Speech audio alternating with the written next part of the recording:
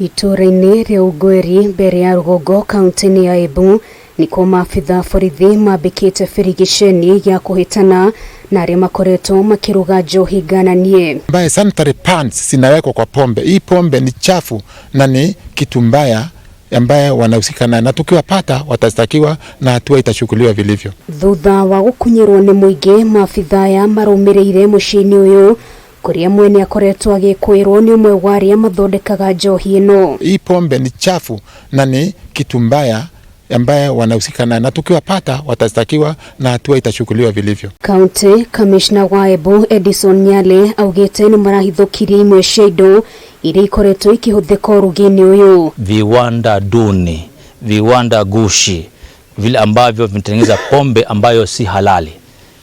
Mnafahamu tangu mwezi wa 3 mpaka saa hii ni kama viwanda 4-5 hivi ambavyo tumebomoa. Nyale ideni riu ni ahithuritie mwene nyumba ino ni arikitie guthie riuriro na mifango yothe ni migathike ya gwethana nake. Hizi zote ni hatari kwa afya, inadhuru afya na wananchi hapa. Tunaomba kwamba wakapate kuwa macho kila wakati.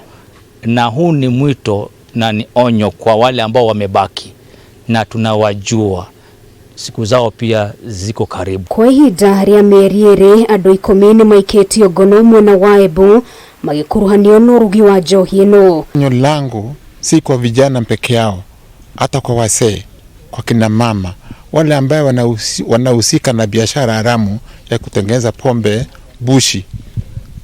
Ni kuambia wawachane naye, afadhali wajitokeze waende wajihusishe na biashara zingine. Mugururi uyu ukite thikũ nini tu thutha wa andu 5 gukua mwena wa Karuko kaunti-ini no thutha wa kunyua njohi cia ibango. Wahatarisha kabisa, tushirikiane pamoja tuweze kupambana na njanga ya wananchi ambaye wanaendelesha biashara bushi ama biashara haramu ya pombe haramu ambayo inadhuru sisi. Ngiribotera Kameme TV ritora kwa ni Nugari wa Kamau.